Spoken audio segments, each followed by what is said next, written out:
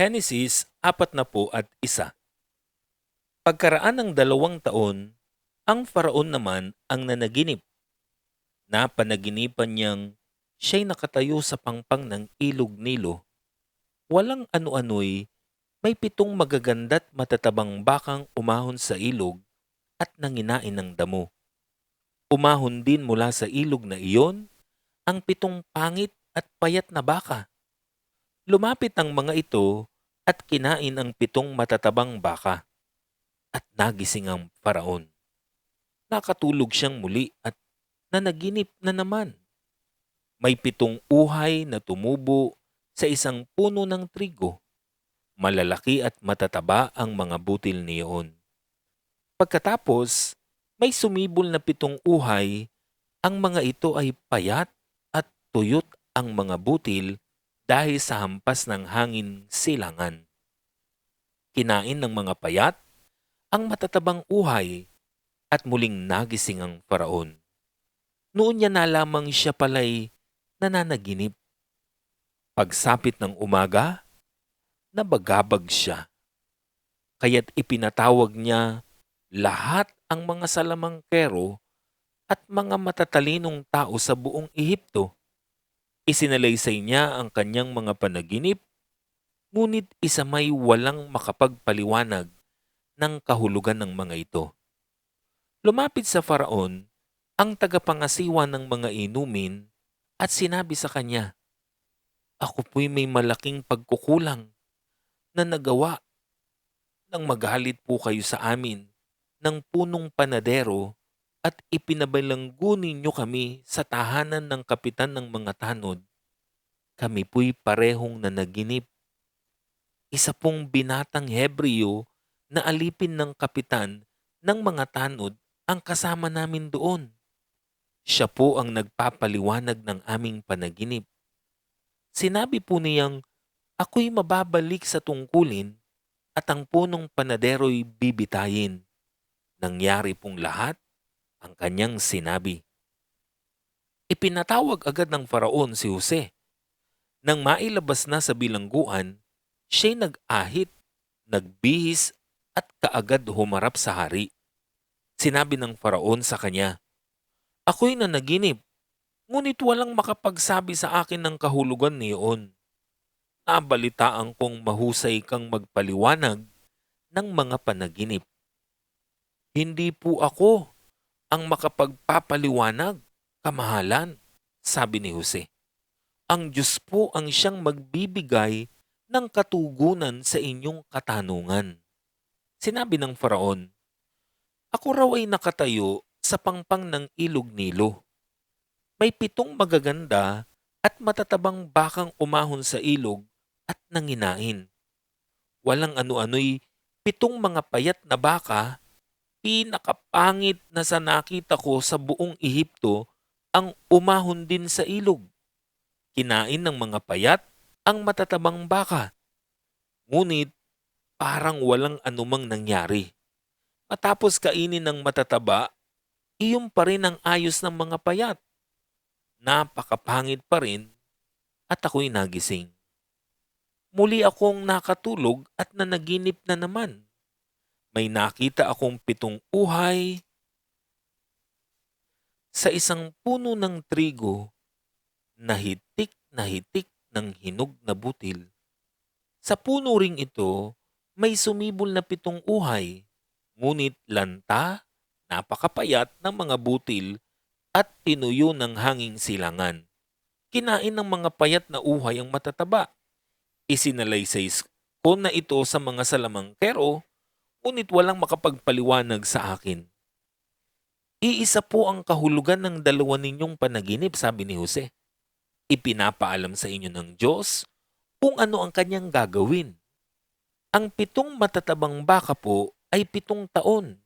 Iyon din po ang kahulugan ng 7 uhay na matataba ang butil. Ang sinasabi ninyong 7 payat na baka at mga 7 uhay na payat ang mga butil ay 7 taon ng taggutom.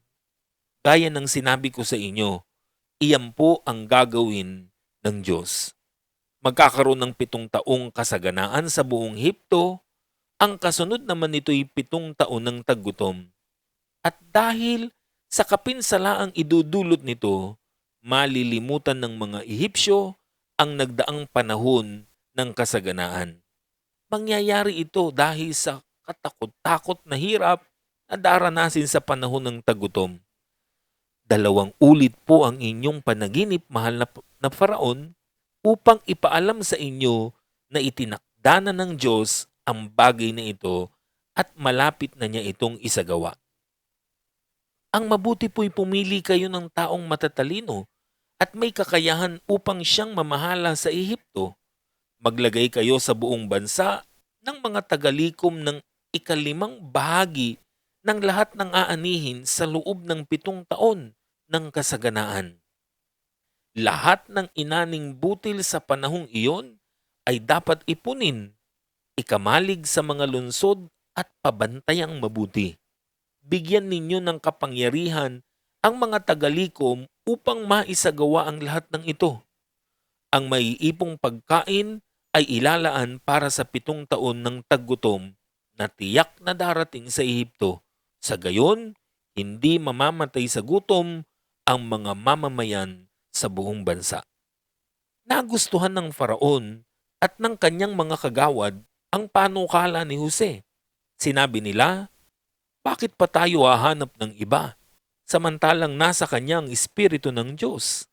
Kaya't sinabi ng Faraon kay Jose, ang Diyos ang nagpakita sa iyo ng lahat ng ito, kaya't wala nang hihigit pa sa iyo sa karunungan at pangunawa.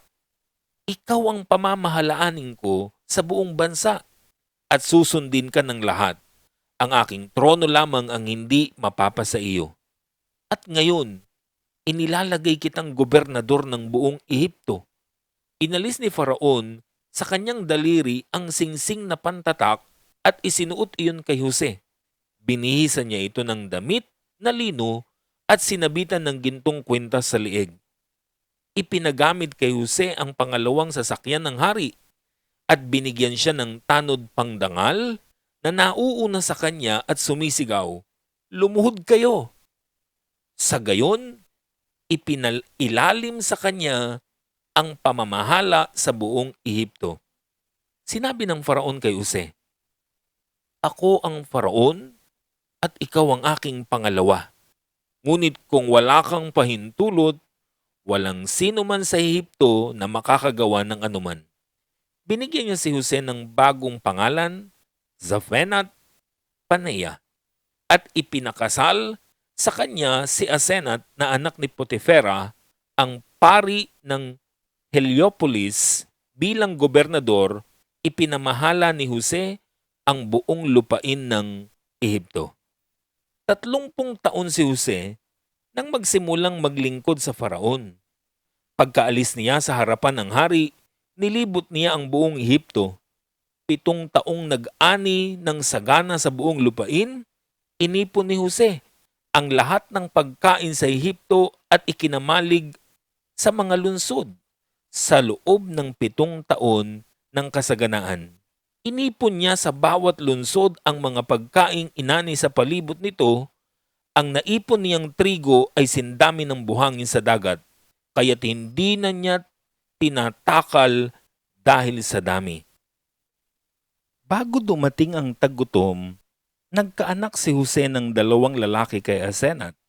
Tinawag niyang Manases ang panganay sapagkat sinabi niya, niloob ng Diyos na malimot ko ang aking naging hirap sa bahay ng aking ama.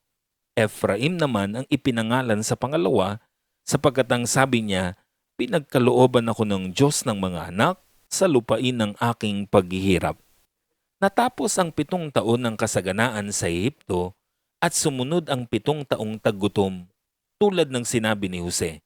Ngunit sa buong Ehipto'y may pagkain, samantalang taggutom sa ibang bansa. Nang wala nang makain ang mga mamamayan, sila'y dumaing sa Paraon. Sinabi niya sa mga taga-Ehipto, magpunta kayo kay Jose at sundin ninyo ang kanyang sasabihin. Lumaganap ang taggutom sa buong bansa. Binuksan ni Jose ang lahat ng mga kamalig at pinagbilhan ng trigo ang mga taga-Ehipto. Palubha ng palubha ang tagutom sa buong Ehipto. Lumaganap din ito sa ibang mga bansa, kaya't ang mga mamamayan nila ay pumupunta sa Ehipto upang bumili ng pagkain kay Jose.